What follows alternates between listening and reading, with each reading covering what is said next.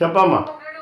జై తెలంగాణ అన్నటువంటి ముఖ్యమంత్రి గారు కొత్తగా ఈసారి బతుకమ్మ నిమజ్జనంలో పాల్గొనడం కూడా విచిత్రంగా అనిపించింది. మంచి ఆహ్వానించదగ్గ.